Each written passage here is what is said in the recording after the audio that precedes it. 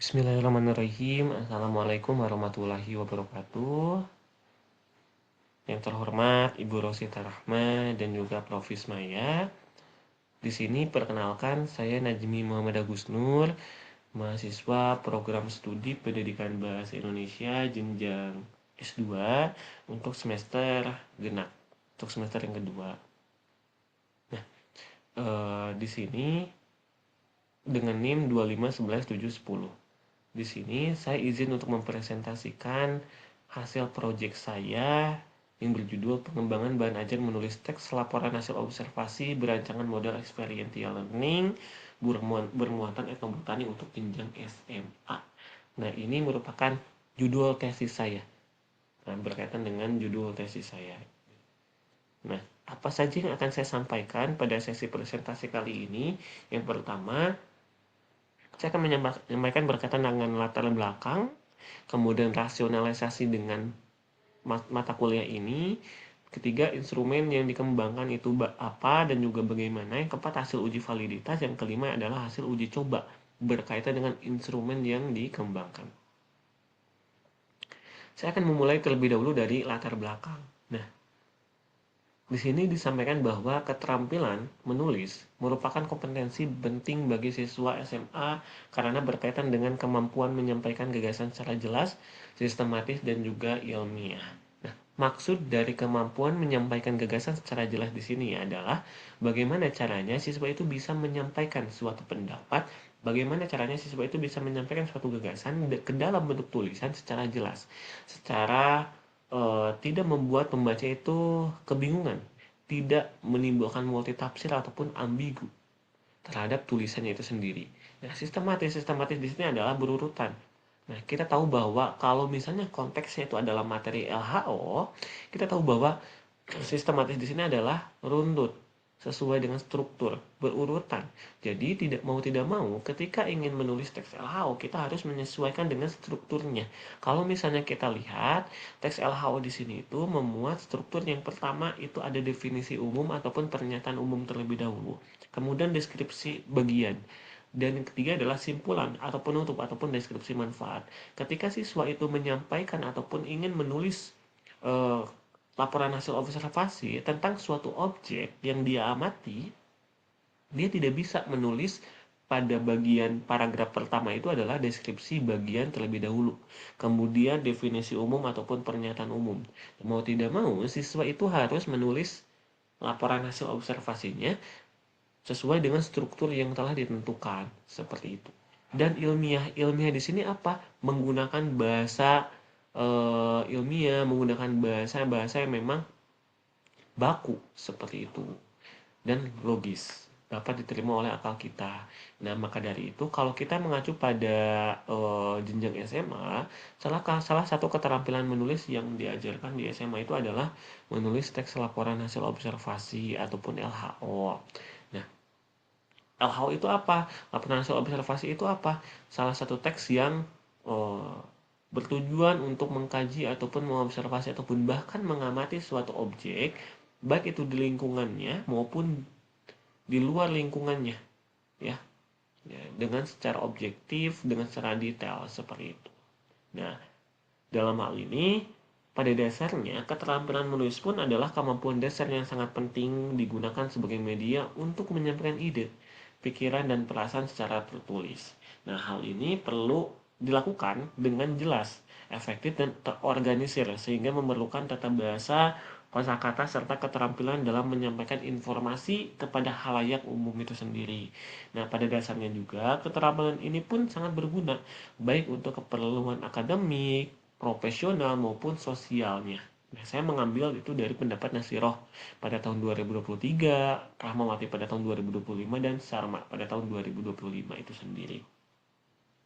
Nah, kalau kita melihat secara spesifik pada teks LHO-nya itu sendiri, teks LHO di sini menuntut siswa mampu mengamati suatu objek, mengorganisasi informasi berdasarkan objek itu sendiri, dan menyajikan data secara faktual serta objektif yang mengacu pada apa? Pada objek yang diamati itu sendiri. Nah, Karena dalam proses penyusunannya, siswa di sini dituntut untuk mampu melakukan observasi, baik secara langsung maupun tidak langsung. Langsung berarti siswa itu mengamati suatu objek yang ada di sekitarnya. Nah, tidak langsung berarti siswa mengamati suatu objek itu melalui media, media perantara, baik itu melalui gambar, baik itu melalui suatu video yang ditayangkan seperti itu. Kemudian ditonton oleh siswa itu sendiri. Nah, dengan menggunakan metode yang tepat. Nah, di sini perlu digarisbawahi dengan menggunakan metode yang tepat. Berarti kita perlu sadari bahwa metode sebetulnya sepenuhnya tidak ada yang sempurna. Maka dari itu, yang dimaksud dengan metode yang tepat di sini adalah bagaimana sih kiranya seorang pengajar bisa menggunakan metode yang sesuai dengan karakteristik yang dimiliki oleh siswa itu sendiri. Nah, sehingga karakteristik utama teks ini adalah penggunaan bahasa ilmiah, struktur yang jelas, serta penyajian data yang akurat. Nah, di sini mengacu pada Saragi dan Manurung pada tahun 2023. Nah, namun di satu sisi ataupun di sisi yang lain, permasalahan yang muncul yakni siswa itu masih kesulitan menyusun hasil observasi secara runtut, sesuai dengan strukturnya, menggunakan bahasa ilmiah dan mengembangkan isi tulisan secara lebih mendalam. Nah, maka dari itu subjek yang menjadi sasaran penelitian saya adalah siswa yang memang berada di letak geografis ataupun di wilayah yang termasuk ke dalam pedesaan, ya, pedesaan ataupun minim interaksi dengan teknologi seperti dalam pembelajaran seperti halnya yang ada di perkotaan seperti itu. Nah, terlebih lagi di sana siswa kalau kita mengacu pada buku paket siswa itu sendiri, siswa tidak jarang dituntut untuk menganalisis suatu subjek yang bersumber dari internet seperti itu. Nah, namun di sini perlu kita garis bawahi ya permasalahan LHO di sini tidak hanya sekadar bagaimana siswa itu bisa mengamati suatu objek observasinya, pengamatannya, tetapi bagaimana caranya siswa itu bisa mengenali objek yang diamati, meresapi, dan juga memahami objek yang diamati. Kemudian diubah menjadi pengetahuan yang siswa miliki, seperti itu. Nah, permasalahan yang muncul ini sebetulnya ada korelasi dengan bahan ajar. Bahan ajar yang tersedia terkhusus sebagai siswa yang memang berletak di wilayah geografis pedesaan itu masih cenderung umum dan belum banyak mengaitkan pembelajaran dengan konteks lokal siswa seperti itu. Misal, siswa yang memang identik dengan lingkungan eh, laut gitu, identik kan siswa itu sendiri dekat dengan laut gitu. Tetapi ketika kita melihat buku paket di sana lebih lebih apa? Ya, lebih menginstruksikan siswa untuk mengamati suatu objek gitu, yang memang tidak biasa ada di eh, tidak di lingkungannya itu sendiri seperti itu. Nah, maka dari itu sebagai bentuk jawaban dari pengaitan pembelajaran dengan konteks lokal, di sini saya mengubah konten tersebut menggunakan etnobotani. Nah, etnobotani dipilih karena dekat dengan kehidupan siswa, terutama melalui pengamatan tanaman lokal yang dimanfaatkan masyarakat. Jadi, sebetulnya kalau misalnya kita melihat etnobotani itu sendiri ataupun tanaman lokal kan di sini telah terkesan banyak. Maka dari itu, saya lebih spesifikkan objek observasi, objek pengamatannya itu saya lebih difokuskan ke tanaman obat. Nah, mengapa tanaman obat? Tanaman obat itu dalam hal ini herbal, karena di pedesaan itu identik dengan tanaman obat herbal.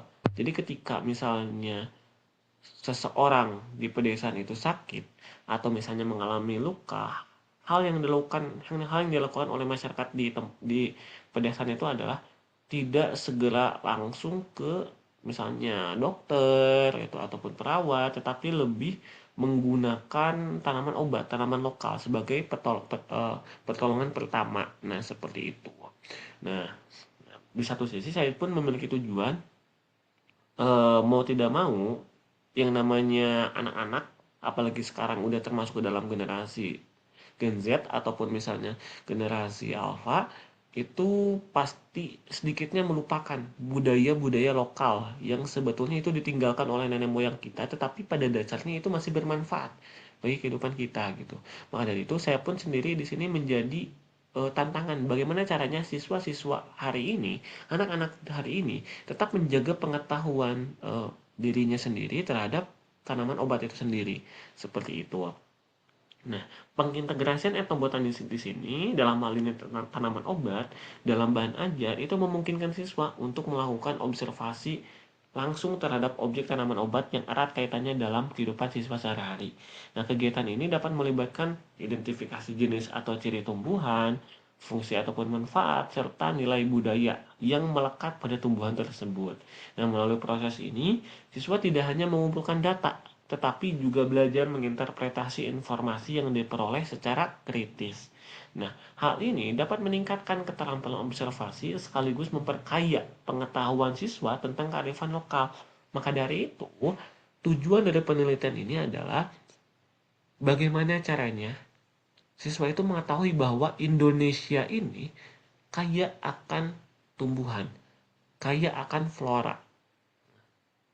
Nah, sebetulnya Indonesia di sini itu bukan negara miskin, tetapi negara kaya. Nah, maka dari itu ini ya menjadi suatu perantara untuk menyampaikan hal tersebut seperti itu.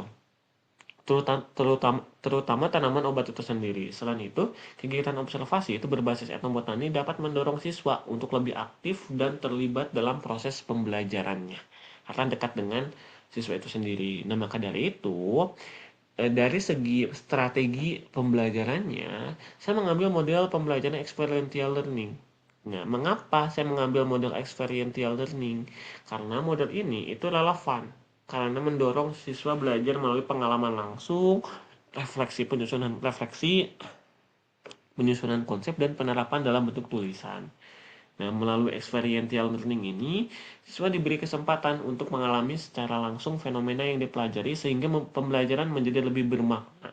Selain itu, model ini juga mendorong siswa untuk mengaitkan pengalaman dengan konsep teoretis yang telah dipelajari. Proses refleksi dalam model ini itu berperan penting dalam memperdalam pemahaman siswa.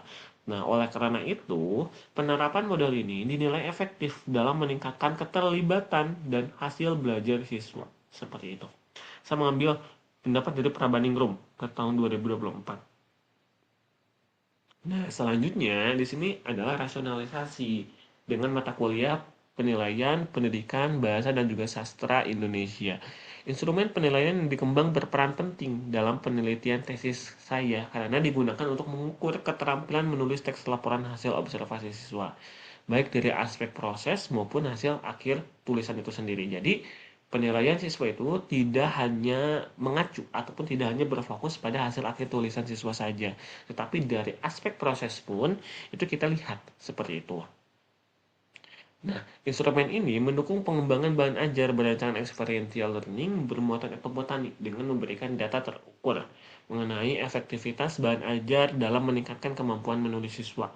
Selain itu, instrumen yang ini juga membantu peneliti menilai capaian pembelajaran, menganalisis hasil penelitian, serta memberikan umpan balik kepada siswa agar mereka memahami kelebihan dan kekurangan tulisannya secara lebih jelas seperti itu. Dan instrumen yang dikembangkan di sini adalah lebih difokuskan kepada instrumen penilaiannya, penilaian kemampuan menulis teks deskripsi. Nah, di sini saya sudah melakukan hasil uji validasi kepada validator. Di sini saya juga menguji validitas instrumen validasi ahli seperti itu untuk kebutuhan tesis saya sendiri. Di sini untuk instrumen validasi ahli materi skornya 37 dari 40 dengan persentase 92,50%. Nah, kategorinya valid direvisi kecil. Kemudian instrumen yang divalidasi yang kedua adalah ahli bahasa 40 dari 48, 83,33%, kategori valid revisi kecil. Dan instrumen validasi ahli desain 35 hingga dari 40, persentase 87,50% valid revisi kecil. Nah, dan ini rubrik penilaian menulis LHO pun saya gunakan sebagai divalidasi juga apakah dari rubriknya itu sesuai, apakah rubriknya itu tidak mengandung subjektivitas dan tetap mengacu pada asas objektivitas dan kuantifikasi seperti itu. Ya, jadi tidak cenderung subjektif dari guru itu sendiri.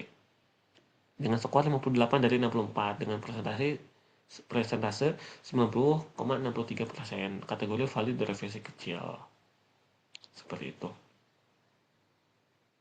Nah, dan ini pun sebetulnya memiliki linearisasi dengan judul artikel saya, yakni uh, judul artikelnya validasi dan uji coba terbatas instrumen penilaian keterampilan menulis teks laporan hasil observasi bermuatan etopotani untuk siswa SMA. Nah, ini untuk hasil uji cobanya. Nah, penelitian ini itu bertujuan mendeskripsikan validasi dan uji coba terbatas instrumen penilaian keterampilan menulis teks LHO bermuatan etnobotani untuk siswa SMA. Penelitian ini menggunakan pendekatan deskriptif kuantitatif dengan desain uji coba terbatas. Nah, seperti itu. Nah, mengapa pendekatan ini dipilih? Karena penelitian itu tidak diarahkan untuk menguji efektivitas bahan ajarnya atau membandingkan kemampuan siswa antar kelompok. Nah, melainkan untuk mendeskripsikan keterpakaian instrumen penilaian keterampilan menulis teks LHO bermuatan etnobotani ini berdasarkan data numerik, berdasarkan data kuantifikasi itu sendiri. Sehingga fokus penelitian ini adalah menelaah kemampuan rubrik dalam menilai dan membedakan kualitas tulisan melalui skor, persentase, rata-rata, dan kategori penilaian. Nah, tadi saya sempat singgung mengapa uji coba terbatas. Nah, uji coba terbatas di sini itu dimaknai sebagai penerapan instrumen pada sejumlah tulisan siswa untuk melihat apakah rubrik dapat membedakan kualitas tulisan berdasarkan kategori penilaian itu sendiri. Hubungan logis yang diasumsikan adalah bahwa instrumen yang memiliki aspek penilaian yang relevan, indikator terukur, dan deskripsi skor yang jelas itu akan lebih mampu menghasilkan penilaian yang lebih objektif dan konsisten. Nah, di sini hasil uji cobanya mendapatkan data dengan kategori yang berbeda. Nah, sehingga dari uji coba terbatas di sini saya mengambil kategori ataupun menampilkan kategori yang berbeda seperti itu. Supaya saya bisa melihat objektivitas dan kekonsistensiannya. Nah, data ini diperoleh melalui penerapan rubrik penilaian terhadap 5 tulisan yang berkode S1 hingga S5. Nah, instrumen yang digunakan berupa tugas menulis kepada siswa itu sendiri, rubrik penilaian, dan pedoman penskoran dengan skala 1 hingga 4 pada 6 aspek. Seperti itu.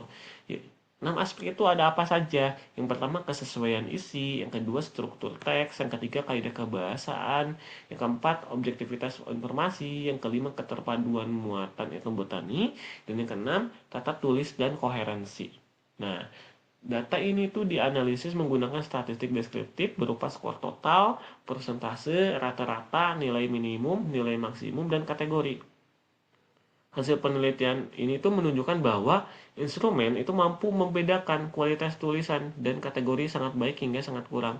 Nah, di sini dari kode tulisan S1 dengan S5 dengan kategori yang berbeda seperti itu. Skor tertinggi itu diperoleh kode tulisan S1 sebesar 95,83%, sedangkan skor terendah diperoleh S5 sebesar 29,17%. Tapi sangat kurang. Nah, rata-rata keseluruhan tulisan siswa di sini itu mencapai 64,17%. Nah, aspek struktur teks memperoleh capaian tertinggi, sedangkan objektivitas, muatan etnobotani, serta tata tulis dan koherensi masih perlu diperkuat. Nah, berdasarkan datanya, instrumen ini layak digunakan dalam uji coba terbatas dengan beberapa penyempurnaan indikator yang ada. Seperti itu. Nah, terima kasih atas perhatiannya. Seperti itu untuk penyampaian berkaitan dengan proyek yang telah saya coba lakukan. Mohon maaf bila ada tutur kata yang kurang berkenan. Wabillahi taufiq wal hidayah. Nun wal qalam mimma yasturun. Fastabiqul khairat. Wassalamualaikum warahmatullahi wabarakatuh.